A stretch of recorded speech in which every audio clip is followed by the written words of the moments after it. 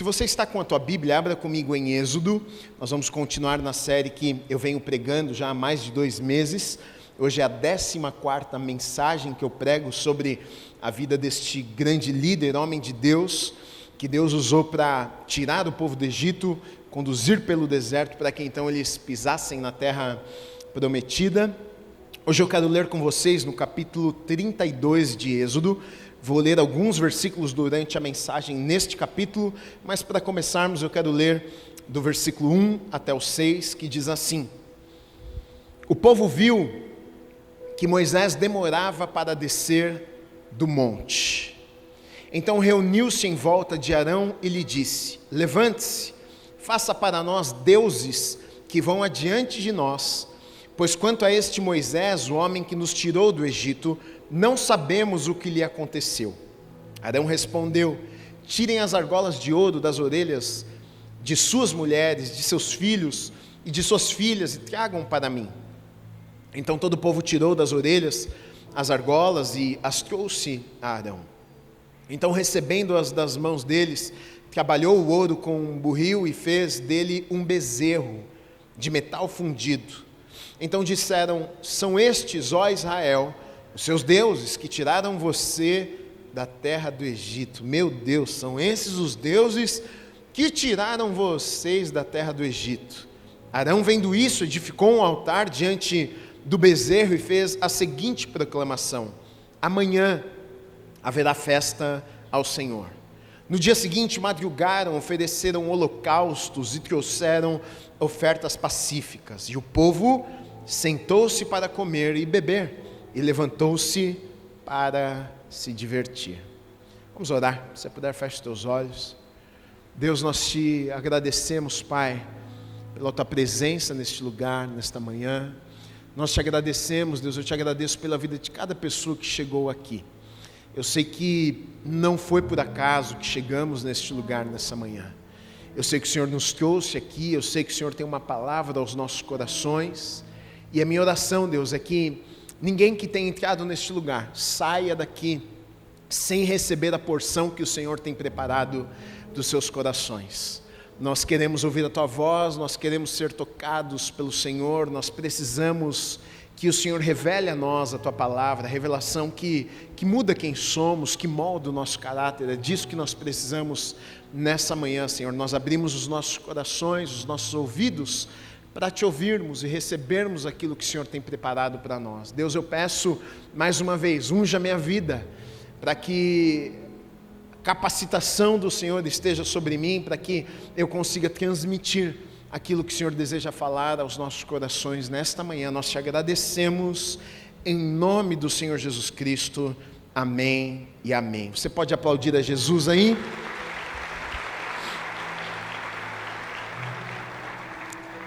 Desvios.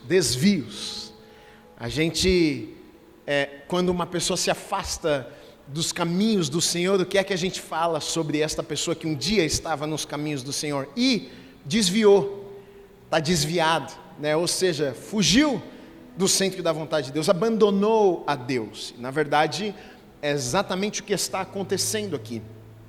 Há 2 semanas atrás, a mensagem que eu preguei ainda era no capítulo 19 de Êxodo, e agora eu pulei já para o capítulo 32 de Êxodo. Na verdade, no capítulo 20 de Êxodo acontece algo extremamente importante e relevante, e eu não vou pregar no capítulo 20, porque eu já preguei uma série sobre o capítulo 20, que são os 10 mandamentos.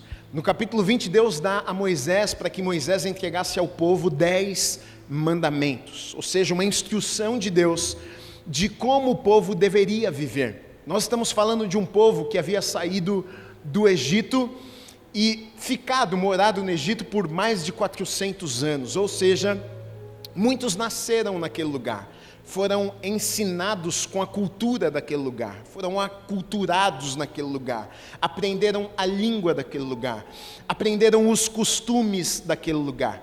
E Deus agora, quando tira o povo do Egito, na verdade começa a falar muitas coisas com o povo, e a intenção de Deus era trazer instrução de como agora eles deveriam viver a vida deles a partir desse momento que eles saem do Egito e estão no deserto, estão indo para a terra prometida. Depois disso, nos capítulos 21, 22, até chegarmos aqui no 32, na verdade você vai ver versículos, textos carregados de direcionamento de Deus. Deus vai falar, vai estabelecer, na verdade, leis que eram regras, na verdade, de como o povo deveria viver. E é claro que Deus faz isso, porque imagina só, por volta de 3 milhões de pessoas no deserto, imagina 3 milhões de pessoas sem leis, imagina 3 milhões de pessoas sem regra nenhuma, sem ter um padrão estabelecido do que é certo, do que é errado. Alguém pegou alguma coisa de uma outra pessoa, tá? O que acontece com essa pessoa? Qual é a punição para essa pessoa? É esse tipo de lei, na verdade, que Deus estava estabelecendo, regras, normas, para que o povo pudesse viver em paz. Então você vai ver aqui no Êxodo ainda, Deus estabelecendo leis civis, leis cerimoniais, como que se prestava culto a Deus, como é que eles organizariam o culto, como é que eles se organizariam, né, como sociedade, como povo agora no deserto. Então Deus vai dando estes direcionamentos, vai estabelecendo leis, vai falando com o povo, e quando chega aqui no capítulo 32, algo impressionante na verdade acontece, porque Moisés estava no topo, no cume do monte, e ele sobe ali no Sinai, no monte de Deus, Monte Horebe, e ele sobe ali para ouvir Deus falar com ele. Moisés, ele era o intermediário entre Deus e o povo e Deus.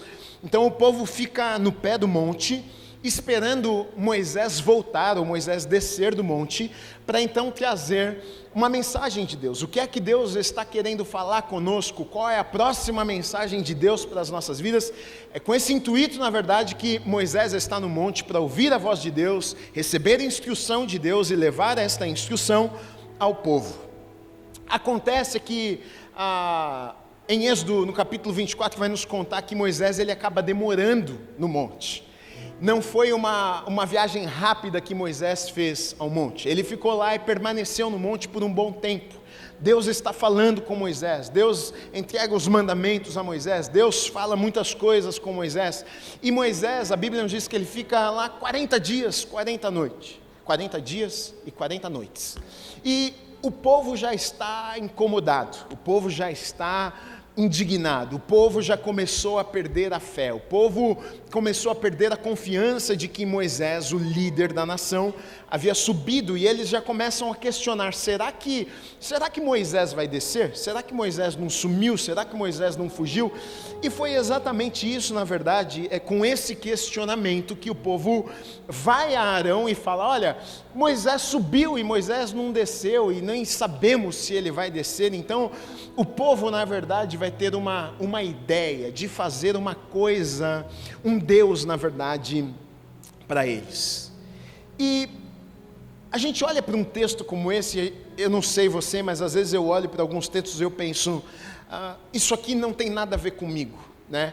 Gui, eu não tô fazendo bezerro nenhum de ouro, eu não estou adorando nenhum outro Deus na minha vida, mas, na verdade, nós vivemos num contexto, numa realidade diferente. Eu vou dizer para vocês o seguinte, que nós talvez não fazemos exatamente a mesma coisa que aquele povo fez, mas muitas vezes fazemos outras coisas e criamos deuses para nós também. Então a questão é a seguinte, eu acho que desse texto aqui eu quero tentar de alguma forma tirar algumas lições. O que é que nós podemos fazer para que a gente não venha a ser roubado, para que a gente não venha a ser enganado, para que em algum momento na nossa caminhada com Deus, a gente não abandone o Senhor e crie para nós outros deuses que nós colocamos à frente do Deus que nós servimos e não venhamos a desviar dos caminhos do Senhor. Primeira coisa aqui, né, dos versículos 1 até o 6, vai falar sobre essa criação desse bezerro de ouro. Você sabe o que me chama a atenção? A primeira coisa, eu fiquei pensando sobre isso quando fiquei lendo esse texto, que a pergunta é, o povo está no deserto, certo? O povo está no meio do nada, não tem nada lá, até comida eles não tinham, Deus que enviava. Até água que era amarga, era Deus que fazia milagre para fazer da água amarga, água boa, doce para aquele povo beber. Então o povo, eles não tinham muitas coisas, não tinha muito para onde correr ali no deserto. Mas me chama a atenção que eles tinham algumas coisas. O que é que eles tinham? O próprio texto nos diz que o povo chega para Moisés e diz o seguinte: faça para nós um bezerro de ouro. E aí Arão, para Moisés não, para Arão, e aí Arão, o que é que ele disse para o povo? Olha, tirem aí os brincos, as joias, recolha aí as joias que o povo tem e tragam para mim, que a gente vai fundir isso, vai derreter e vai fazer então um bezerro de ouro. Isso me chamou a atenção, sabe por quê? O povo vivia no Egito como escravo, certo? Sim. Como é que o povo tinha essa riqueza sendo escravo no Egito? Ou seja, não sei se você está se lembrando disso aqui, mas quando Deus falou com o povo ainda estava sendo oprimido lá no Egito. Deus, o que ele diz para o povo é o seguinte: olha, eu vou tirar vocês, eu ouvi o clamor de vocês, eu vou tirar vocês do Egito. E Deus diz mais, ele diz o seguinte: olha, vocês não vão sair de mãos vazias deste lugar. Ou seja, quem é que deu os bens para aquele povo? Foi o próprio Deus. É claro que Deus usou os egípcios para fazer isso, mas Deus usa quem Ele quer. Deus falou para o seu povo dizendo: olha, vocês não vão sair de mãos vazias, de tal maneira que quando o povo está saindo rumo ao deserto, os egípcios são tocados e eles favorecem o povo de Deus, e eles começam a dar para o povo de Deus presentes. Eles dão joias, eles dão brincos, eles dão ouro, eles dão prata para o povo de Deus. E me chama muito a atenção isso aqui, sabe, porque olha só o que aconteceu. O presente que Deus, o próprio Deus, havia dado para o povo, agora estava sendo um instrumento para o povo criar um Deus e abandonar o Deus que havia dado estes presentes para eles. E a questão é a seguinte: será que muitas vezes nós não fazemos a mesma coisa? Você tem um trabalho, você orou por um trabalho, Deus abriu uma porta e te colocou nesse trabalho, e o presente que Deus deu a você, talvez hoje tenha se tornado um Deus na tua vida. Hoje o teu trabalho é mais importante do que Deus na tua vida, mas foi Deus que deu para você. Hoje talvez você esteja numa condição muito boa financeira, mas já talvez teve algum momento que você passou muitos apertos. E lá nos momentos de grande aperto, talvez você tenha orado, talvez você tenha clamado e você tenha pedido a Deus: Deus, eu preciso tanto de uma estratégia para sair desse lugar. Deus, eu preciso tanto de uma grande ideia para resolver essa questão da minha vida. E talvez Deus tenha te dado uma grande ideia. Talvez você dormiu um dia e você teve um sonho e uma visão, e a partir daquele sonho, a partir daquela visão, a partir daquele sonho que Deus colocou no teu coração, você começou um negócio, você começou uma ideia, colocou em prática, e Deus te abençoou de tal maneira que hoje você está muito bem, você criou a tua empresa, você fez os teus negócios, mas muitas vezes estes negócios que o próprio Deus nos deu, acabam sendo deuses nas nossas vidas, porque agora o teu negócio é mais importante do que Deus. Agora o irmão já não tem mais tempo para ir para a igreja, porque, pastor, final de semana eu estou no sítio, não tinha nada, Deus deu uma ideia, e com a ideia que Deus te deu, você comprou o sítio, agora o sítio é mais importante do que Deus. Agora não dá tempo de ir para a igreja, sabe como é que é, pastor? Agora não consigo, estou trabalhando muito, pastor, as responsabilidades são muitas. Ou seja, a gente acaba colocando à frente de Deus muitas coisas que na verdade foi Deus quem nos deu, e exatamente o que está acontecendo aqui. Deus havia dado, Deus havia abençoado, Deus havia colocado, mas em algum momento aquele povo pega o que Deus havia dado e faz para eles um Deus. Então, será que essa palavra tem a ver comigo ou não? Digo para você, com certeza. Agora, eu olho para um texto como esse e eu começo a fazer perguntas. Por que o povo fez isso? Por que o povo fez isso? Por que eles tomaram essa decisão? Afinal, eles estão vindo de vários milagres. Deus havia os tirado. Primeiro, Deus ouviu. O povo estava lá, clamou, Deus ouviu. Deus não apenas ouviu, Deus atendeu a oração do povo. Deus levantou Moisés, Deus enviou Moisés.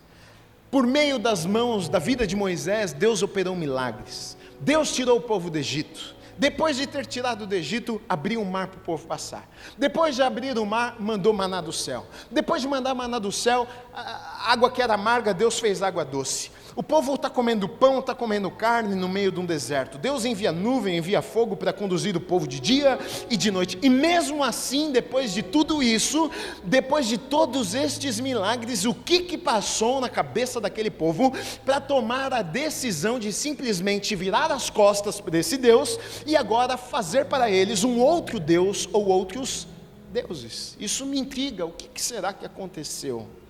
E talvez aqui no texto, até com as palavras do povo aqui, a gente consegue chegar à conclusão, porque olha o que diz, o povo viu, aqui está falando sobre os sentidos, na verdade, que todos nós temos. O povo olhou e o povo percebeu o quê? Eles perceberam, talvez Moisés não volte, já se passaram 40 dias, e aqui, talvez eu penso que este tenha sido a primeira desculpa, ou o que tenha pegado no coração deles, o quê?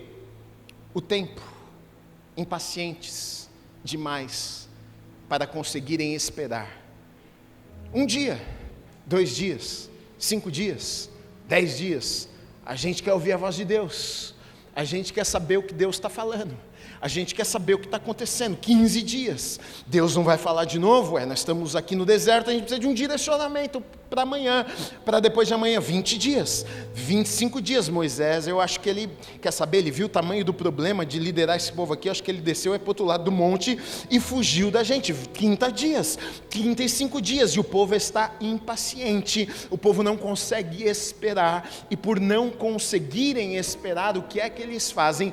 Eles decidem resolver o problema.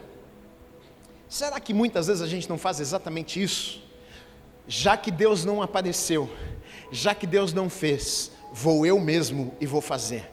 Porque se Deus não resolveu esse problema, eu vou lá e vou resolver esse problema. Se Deus não apareceu e não falou mais nada, então eu vou fazer o que eu acho que eu tenho que fazer. O povo não conseguiu esperar, e muitas vezes, por não conseguirmos esperar o tempo certo de Deus, a gente acaba criando outros deuses. Ou seja, eu penso que eu posso ir lá e fazer, eu penso que eu sou responsável apenas pela minha vida, eu me esqueço do que Deus falou, eu me esqueço da orientação que eu recebi de Deus. O povo havia recebido uma orientação: fiquem aqui no pé do monte, eu vou subir, eu vou descer, eu vou trazer um direcionamento de Deus. Mas o povo, depois da espera, eles se esquecem do que eles haviam ouvido, e muitas vezes é exatamente o que acontece comigo e acontece com você.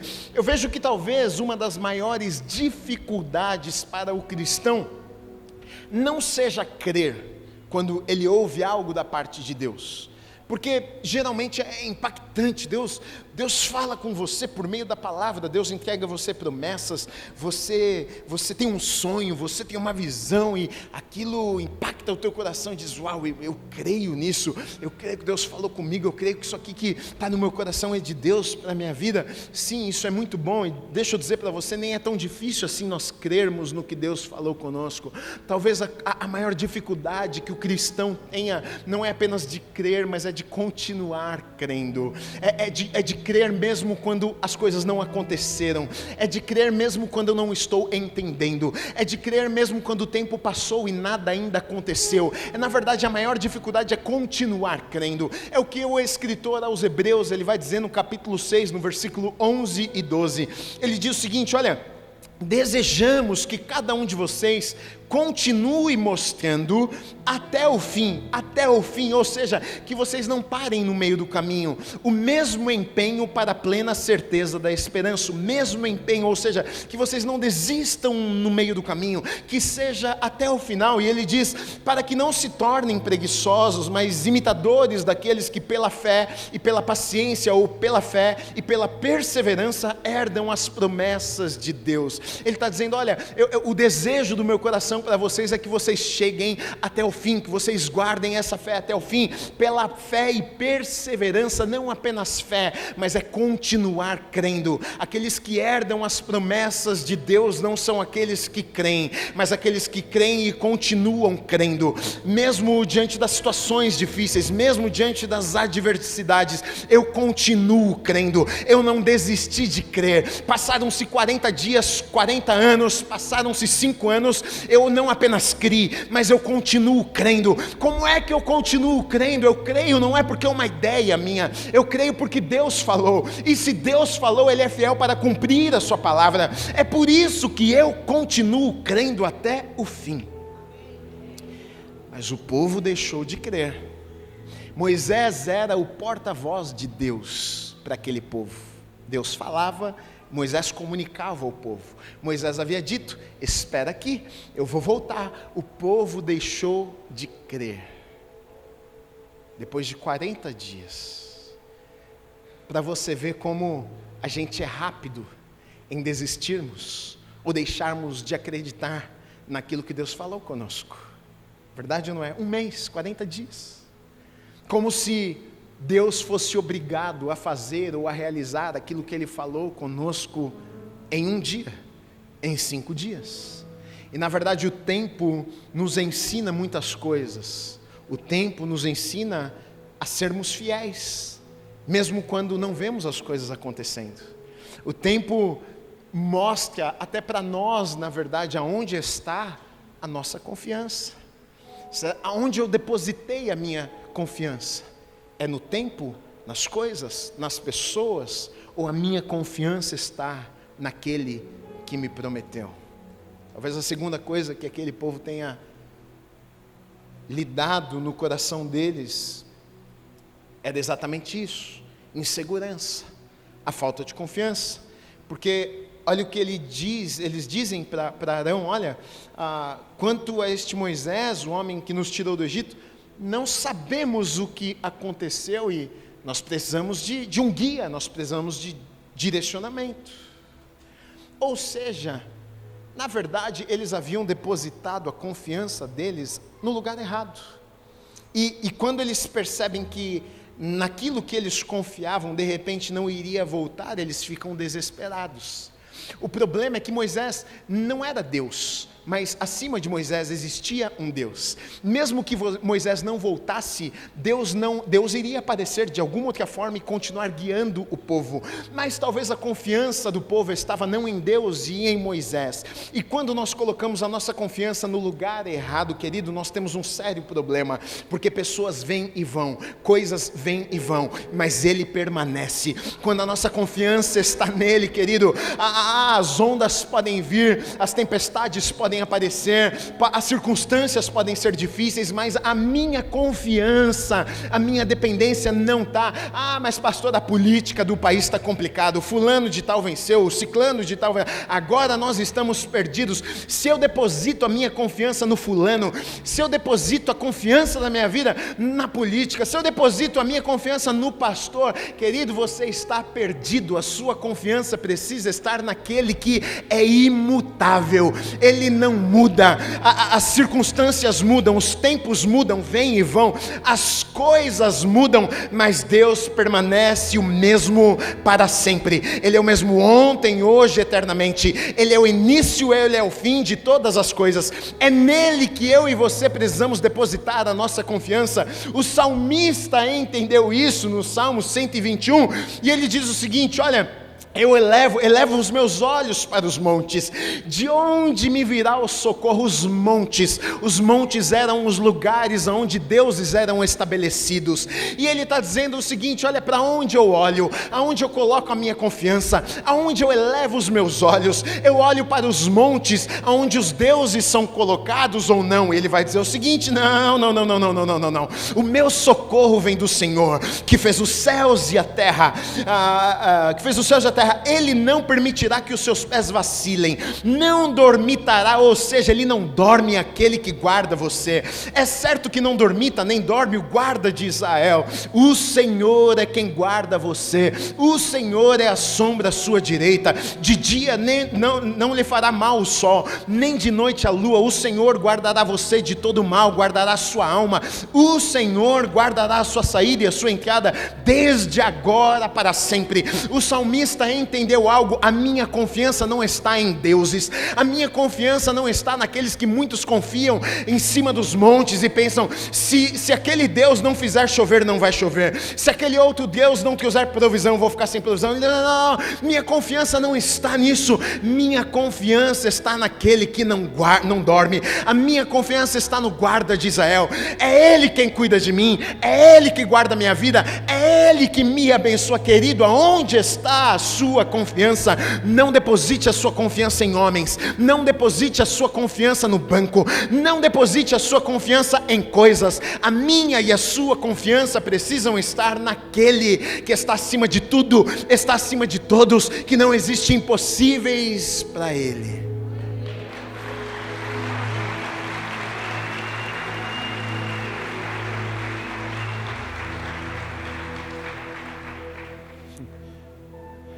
Às vezes aquilo que Deus usa para nos abençoar se torna mais importante do que Deus nas nossas vidas.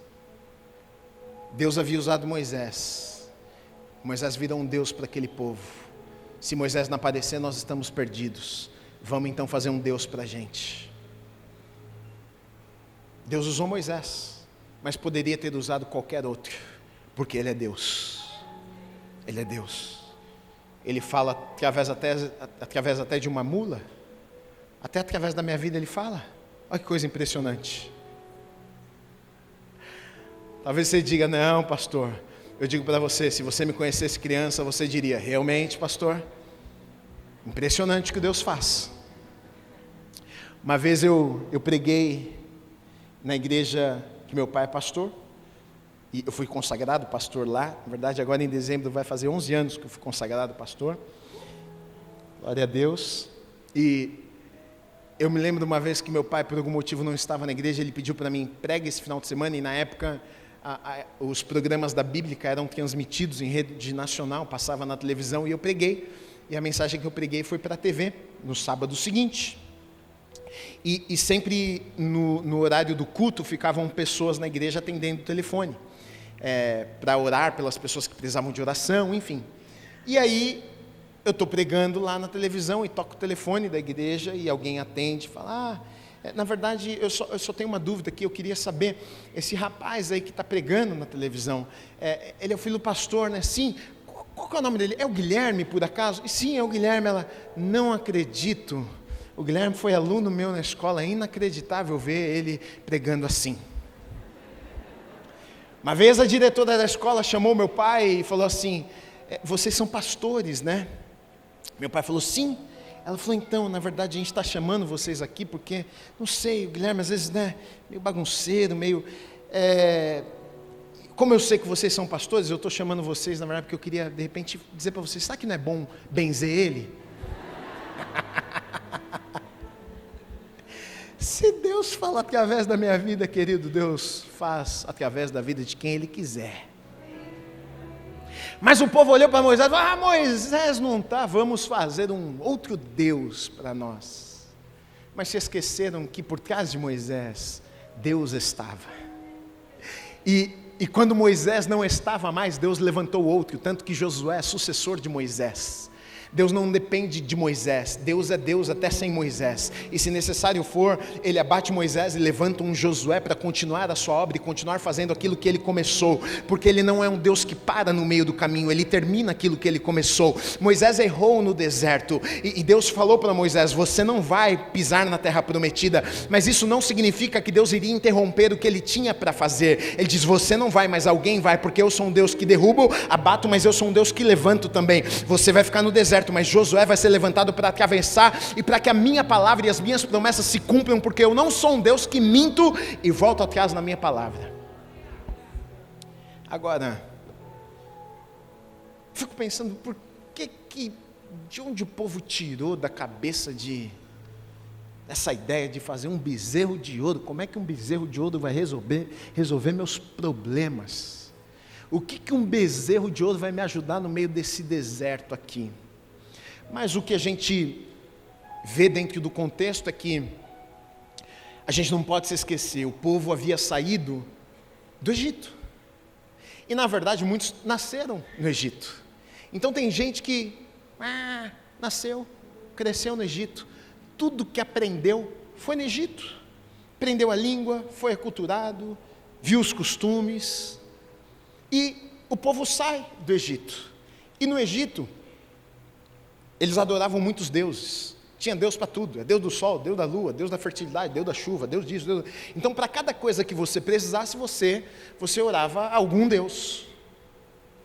Tanto que quando Deus estabelece os 10 mandamentos, o que é que ele diz? Os primeiros 2, não adore outros deuses, não faça deuses para vocês, porque era um hábito, um costume normal. Então na verdade, o que está acontecendo aqui é que num momento de crise, num momento de dúvida, num momento de incerteza, na verdade aquilo que eles viram a vida inteira agora volta à tona, e aqui a gente percebe o poder da influência, como somos influenciados dentro dos ambientes que nós estamos, as pessoas que nos cercam, a gente sofre influência, e às vezes a gente pensa que não, e na verdade é isso. Olha o que está acontecendo, o povo já havia na verdade saído do Egito, mas a questão não é se o povo havia saído do Egito, o problema é que o povo estava no deserto, mas o Egito ainda estava no coração do povo.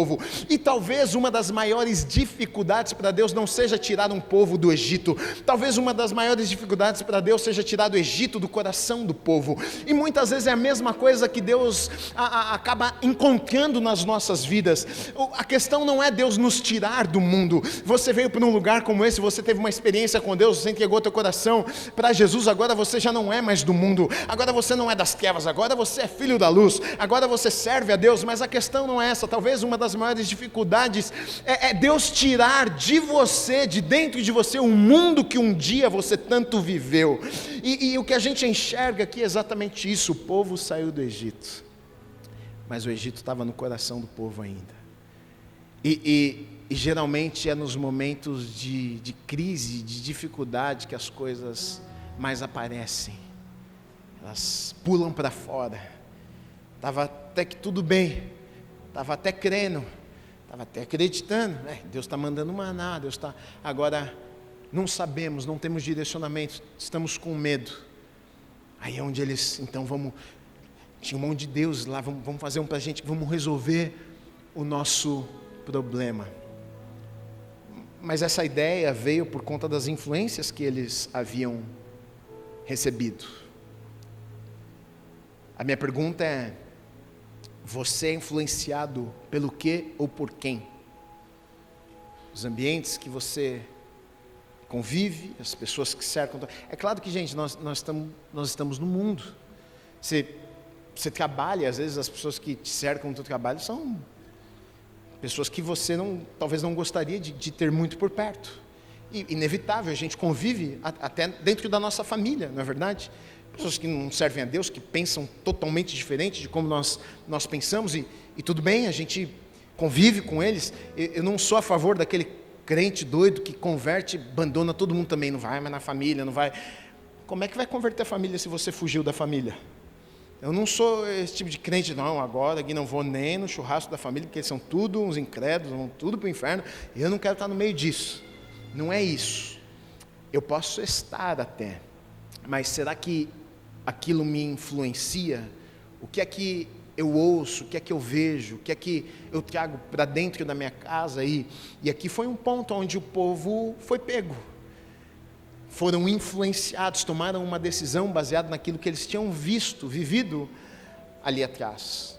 Agora, uma outra coisa que eu vejo aqui também nesse texto é que Moisés subiu, Arão ficou para cuidar do povo, e Arão, ele se mostra aqui como um frouxo, um líder fraco. Líderes fracos, um povo perdido.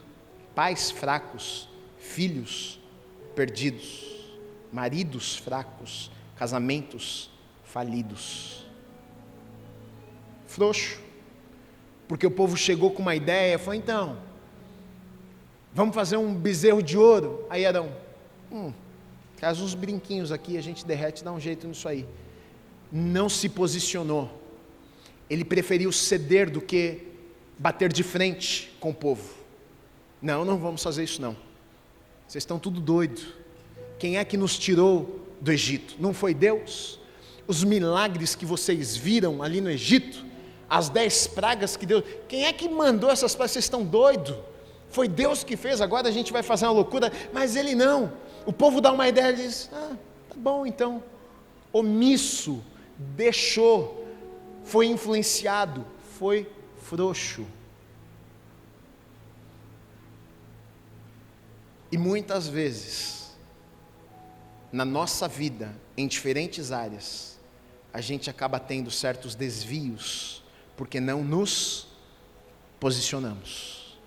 Aqui não, desse jeito não, para mim não funciona, não vou fazer, eu não negocio.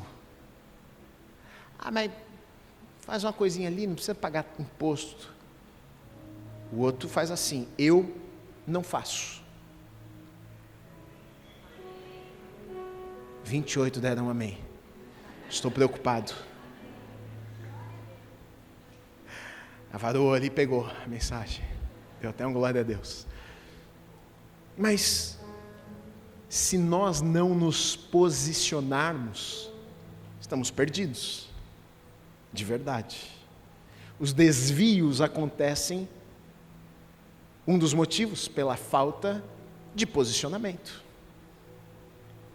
Todo mundo vai, mas eu não vou. Todo mundo faz, mas eu não faço. Agora, começa a fazer para você ver, daqui a pouco está desviado, filho. Não posicionou, não disse não teve coragem de dizer, eu não faço, eu não vou, comigo não é assim. E muitas vezes vamos cedendo ao ponto de até nos desviarmos. Agora, olha só, pode até parecer, na verdade, um simples pecado, mas, na verdade, o que o povo estava fazendo o povo estava violando mandamentos que o próprio Deus havia dado a eles. Consequentemente, eles estavam sendo infiéis a Deus. Deus havia dito para eles, em Êxodo, no capítulo 20, versículos 3 e 4, os primeiros 2 mandamentos, não tenha outros deuses diante de mim. Não faça para vocês imagem de escultura, nem semelhança alguma do que é em cima no céu, nem embaixo da terra, ou nas águas debaixo da terra. Quando eu preguei essa série dos 10 mandamentos, e a primeira mensagem que eu preguei, na verdade, eu fiz uma introdução, e nessa introdução, antes de entrar nos mandamentos, eu falei muito sobre isso, sobre a maneira que nós enxergamos estes mandamentos que Deus deu. Porque muitas vezes a gente olha para os 10 mandamentos e a gente pensa assim, é um monte de regra chata que Deus deu. Mas na verdade, o contrário disso. A gente precisa olhar com outros olhos, porque os 10 mandamentos, na verdade, é uma carta de amor de um pai a um filho que ele tanto ama.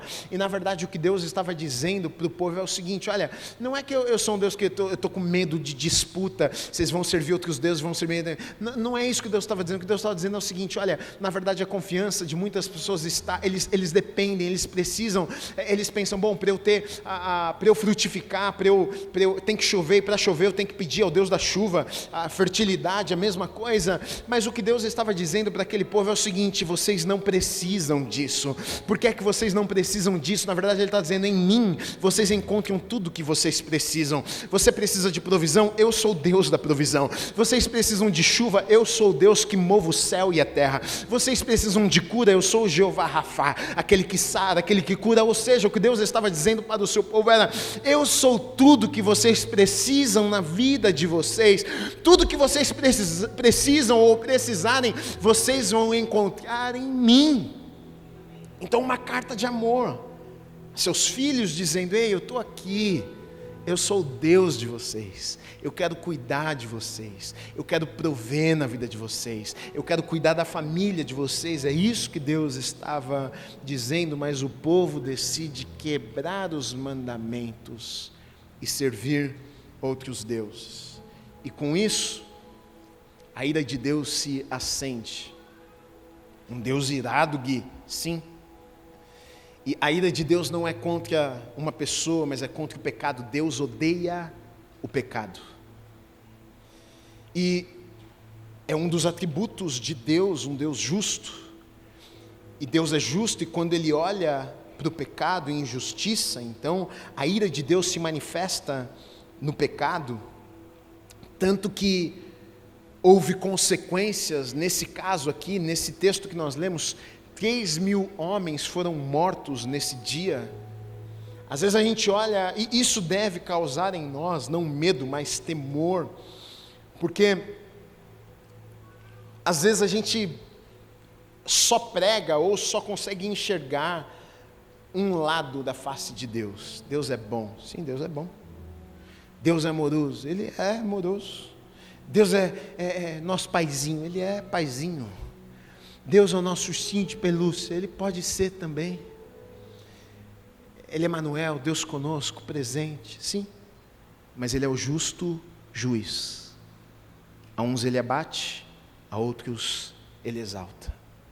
E muitas vezes a gente se esquece de olharmos para todos os atributos de Deus, quem Deus é. Ele é bom, mas Ele é justo. E nesse texto a gente vê isso aqui na prática. A ira de Deus se acende, faz justiça. Agora, olha que coisa triste que acontece aqui, porque versículo 7, Deus então fala com Moisés e diz o seguinte: vá. Moisés está no monte, está lá com Deus, aquela presença maravilhosa, e Deus chama Moisés e fala: desce lá. Olha o que ele diz: porque o seu povo, o povo que você tirou do Egito, se corrompeu. Olha o que Deus está dizendo para Moisés: não é o meu povo, é o seu povo. Não sei se você se lembra, mas Deus havia dito o seguinte: aquele que ouvir as minhas palavras e atentar para as minhas palavras e me obedecer, eu farei de vocês o quê? Propriedade exclusiva, um povo separado. Deus queria um povo para si. Ele chama um povo para Ele. Só que o que aconteceu aqui? O povo ouviu e não obedeceu. E aos olhos de Deus houve quebra de aliança. Então Deus está olhando e está dizendo: não é mais meu povo, é o seu povo, meu não é, porque eles quebraram a aliança que eu fiz com eles. Isso aqui é muito sério. Às vezes a gente tem a falsa ideia de que é até aquela história: todos somos filhos de Deus. Coisa nenhuma. É tudo filho de Deus. Não, não é tudo filho de Deus. Todos somos criação, criaturas. Deus nos criou, sim. Mas a Bíblia vai nos dizer em João 1,12: todos os que receberam, deu-lhes o poder de serem chamados ou feitos filhos e filhas de Deus. Eu sou filho de Deus quando eu entrego meu coração a Jesus. Nem todos são filhos. E é o que Deus estava dizendo: o seu povo não é o meu povo agora, porque eles quebraram a aliança que eu fiz com eles.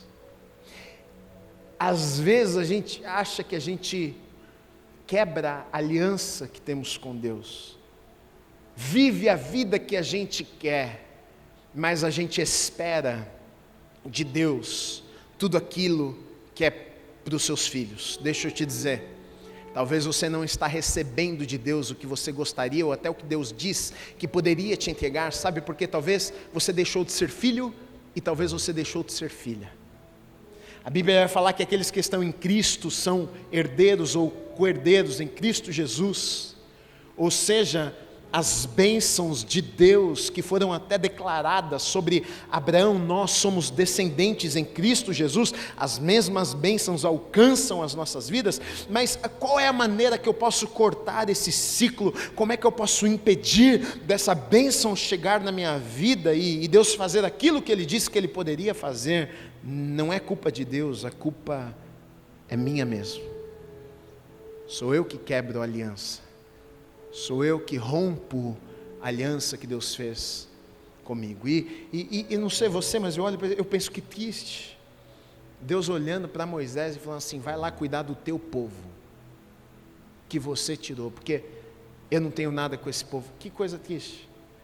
Olha o que acontece. Então Moisés vai descer lá e Moisés vai falar: quem é de Deus, vem comigo. E de várias tribos, apenas uma se junta a Moisés, a tribo de Levi. E é por isso que o sacerdócio foi entregue à tribo de Levi. Antes o sacerdócio seria para um povo. O povo abandonou os caminhos do Senhor. Deus então pegou o sacerdócio e entregou para uma tribo. É claro que agora, por conta do sacrifício de Jesus, todos nós novamente temos a oportunidade de sermos sacerdotes também. Reino de sacerdotes. Mas, naquele momento, vários foram privados do serviço na casa de Deus, porque houve quebra de aliança. Moisés entra na história aqui como um intercessor, e ele porque Deus fala, eu vou destruir tudo, eu vou arrebentar com tudo, isso aqui é na minha versão, Deus falando, vou arrebentar todo mundo, e Moisés fala, não, Deus, e Moisés, ele se coloca na brecha, ele fala para Deus, me castiga, mas deixa o povo. Algumas coisas me chamam a atenção com essa atitude de Moisés. A primeira delas é que Moisés ele faz a oração certa. Tem uma oração que é uma oração inteligente, não sei se você sabia disso, mas Moisés ele ora de forma inteligente. Por que Moisés ele ora de forma inteligente? Porque ele não ora o que ele quer, ele ora baseado nas promessas de Deus. Ele sabe que se Deus falou, Deus cumpre o que falou. Essa é a oração inteligente. Porque às vezes a gente pensa que Deus está comprometido a fazer o que a gente quer. Deixa eu dizer para você, Deus não está comprometido a fazer o que você quer. Mas certamente Ele está comprometido a fazer aquilo que Ele disse que Ele faria. Porque Ele não é um Deus que mente, Ele não volta atrás em sua palavra. Aí alguns vão dizer, não pastor, mas é aquele texto da Bíblia que diz que Deus atenderá os desejos do nosso coração. Querido, você não leu direito, você não entendeu o que o texto está dizendo. Imagina só Deus realizando todos os desejos do seu coração. Se tanto de coisa ruim que você deseja. Será que Deus atenderia os desejos do seu coração? Agora a gente se esquece que antes disso diz, deleita-te no Senhor, e Ele satisfará os desejos do seu coração. Ou seja, encontre prazer na presença de Deus, busca Deus com tudo que você tem, porque quando você faz isso, os seus desejos são mudados, Deus te dá um novo coração, você passa a não desejar mais aquilo que você sempre desejou, agora os desejos de Deus são os teus desejos também, aí sim Ele atende os desejos do teu coração. Deus não é obrigado a fazer o que você quer, mas Ele se compromete a fazer o que Ele já prometeu. Por isso que no versículo 17, olha Moisés dizendo para Deus, lembra-te de Abraão, de Isaac, de Israel, os teus servos, aos quais por ti mesmo juraste, dizendo, e ele começa falando para Deus o que Deus já havia dito. Ele está dizendo, lembra Senhor, foi o Senhor que fez uma aliança com Abraão, com Isaac, com Jacó. Ele está fazendo uma oração inteligente, ele está orando baseado naquilo que Deus já havia falado, ou seja, Deus, se o Senhor falou, o Senhor é um Deus que cumpre, o Senhor disse, o Senhor fez promessas a Abraão, o Senhor disse que o Senhor levaria o seu povo para a terra prometida. Como é que o Senhor vai destruir esse povo aqui no meio do deserto e não vai cumprir aquilo que o Senhor disse que iria cumprir? E o texto nos diz que Deus então até se arrependeu. Mas Deus não se arrepende. Imagina se Deus se arrependesse. Vou te abençoar. Vou não. Me arrependi. Você está muito bagunceiro, meu filho. Deus não se arrepende, mas aqui, na verdade, a palavra não é arrependimento, mas a palavra é que Deus voltou atrás, ele como se tivesse dito, então tudo bem, eu vou deixar. Ele na verdade demonstra aqui com essa atitude sua misericórdia. Eu não vou fazer, eu não vou pagar com o que eles mereciam, isso é misericórdia. Eu não vou dar a você o que você merece. Graça é, eu vou dar a você o que você não merece. Misericórdia é, eu não vou dar a você o que você merece. Você merecia morrer, mas não vou te matar. Você merecia pagar um preço, mas eu sou um Deus misericordioso e não vou fazer você pagar esse preço que você deveria pagar. Moisés intercede, e aqui a gente encontra mais um dos atributos de Deus se manifestando, de um Deus misericordioso. olhando para um povo que pecou, que errou, e dizendo para eles: eu vou dar a vocês uma nova chance. Na verdade, o Antigo Testamento ele aponta para o Novo, e figuras apontam, muitas delas até para a pessoa de Cristo. Nós chamamos isso de tipo. Moisés é um tipo de Cristo, ou seja, uma figura de Cristo no Antigo Testamento. Não sei se você reparou no posicionamento de Moisés nessa história aqui. Ele está como um intercessor, ele está como um intermediário entre Deus e o povo. Ele é aquele que se coloca no lugar do povo e diz: me mata, deixa que eu pago esse preço. E deixa eu te dar uma notícia: a mesma coisa que Moisés estava fazendo ali, é exatamente a mesma coisa que o nosso Senhor Jesus faz por mim e por você. Ele se coloca na brecha e diz assim: sim, eles mereciam morrer, mas me mata, eu vou pagar o preço que eles tinham que me pagar, que eles teriam que pagar, eu vou entrar no lugar deles, que a tua justiça recaia sobre a minha vida, para que eles não tenham que pagar esse alto preço. Na verdade, a figura de Moisés apontava para Cristo, o sacrifício de Jesus, o que Jesus um dia faria para mim e para você. Misericórdia. Moisés confronta o povo, confronta Arão, e Arão tem uma atitude que geralmente é a atitude do ser humano quando é confrontado. Ele sempre quer achar alguém para culpar. Depois Moisés perguntou a Arão: o que foi que esse povo fez a você, para que você trouxesse sobre ele tão grande pecado? Arão respondeu: não fique irado, meu senhor, você sabe que este povo é propenso para o mal. Ele está continuando o que começou lá no Éden,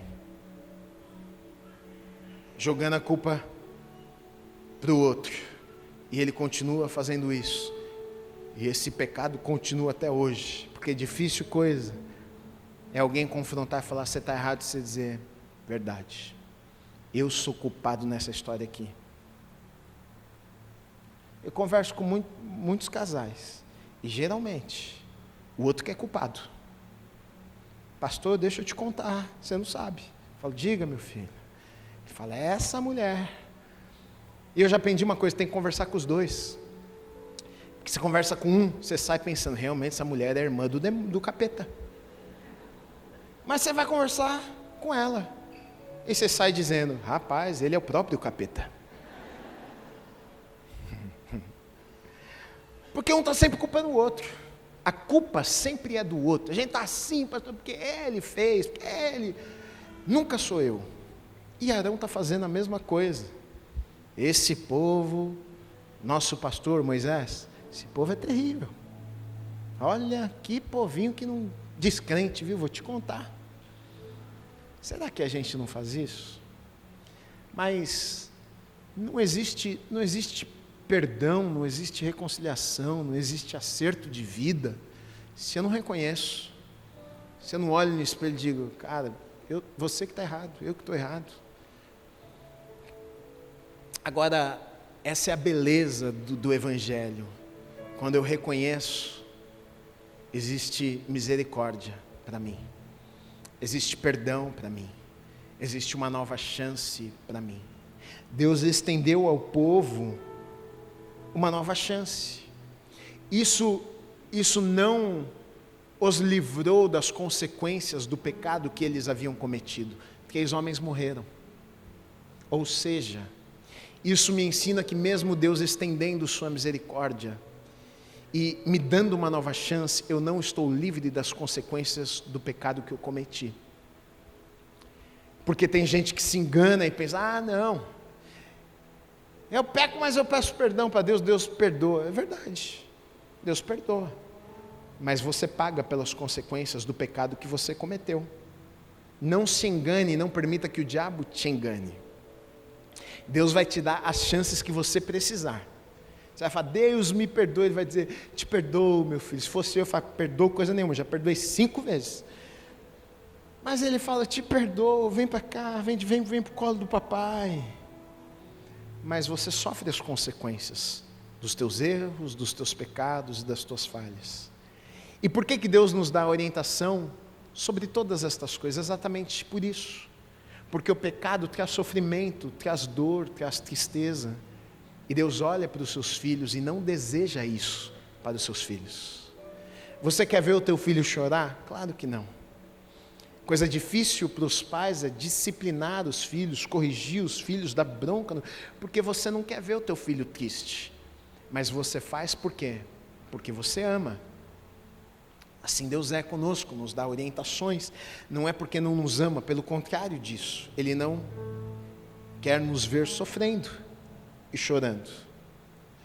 Então, existe consequência para o teu pecado, para os teus erros e para as tuas falhas, mas também existe uma nova chance de Deus para você. É como a mulher que foi pega num adultério, adulterando, e no tempo da lei, se podia, era permitido apedrejar aquele que fosse pego no ato, e aquela mulher foi pega, e os religiosos levaram aquela mulher a Jesus e falaram: e aí, o que a gente faz com essa mulher? Vamos apedrejar ela? Eles estavam tentando de alguma forma pegar Jesus. Deixa eu ver se Jesus vai anular a lei, se ele vai ser misericordioso, se ele vai... Vamos ver o que ele vai fazer. E Jesus coloca de uma outra maneira. Fala: bom, quem que nunca errou aqui? As pedras começaram a cair. Atira a primeira pedra. Se tem alguém aqui que nunca pecou, que nunca errou, vamos lá, faz isso. E ninguém teve coragem, todos foram virando as costas e foram indo embora. Ninguém ficou. E Jesus olhou para a mulher e disse: mulher, ninguém te condenou. Eu também não te condeno. Vá, mas não peques mais. Ele está dizendo para ela: você ganhou uma chance, mas aproveite esta chance que você ganhou. Viva de maneira diferente. Essa mensagem de Deus é para a minha vida e para a sua vida também. Todos nós erramos e falhamos e nos desviamos em algum momento. E quando a gente fala a palavra desvio, desviar, a gente pensa é aquele que abandonou e nunca mais... Não, mas quantas vezes não desviamos o nosso olhar de Deus? Quantas vezes não fizemos aquilo que nós queríamos fazer e não fizemos aquilo que Deus queria que fizéssemos? Desviamos os nossos olhos, desviamos os nossos caminhos do centro e da vontade de Deus. Colhemos consequências, mas a boa notícia é que mesmo assim, eu não sei em qual lugar que você está nessa história, mas essa é a beleza talvez do Evangelho, a mais bonita, de que independente do que tenha acontecido, se existe arrependimento, Deus olha para mim e diz: bem-vindo meu filho, bem-vinda minha filha, vamos lá mais uma vez, porque eu não terminei com você. Foi assim com o povo. O povo pisou na terra prometida. Nem todos, consequência de erros e falhas. Mas muitos pisaram na terra que Deus havia prometido. Ou seja, Deus mostrando: vocês erraram, mas ainda existe uma chance de viver aquilo que eu tenho para a vida de vocês. Nessa manhã eu quero te encorajar. Não desperdice as chances que Deus te dá. Talvez você já tenha desperdiçado algumas, mas ainda está em tempo de você agarrar a misericórdia de Deus, a chance de Deus para a tua vida e de viver aquilo que Ele tem preparado para você, em nome de Jesus. Você recebe essa palavra?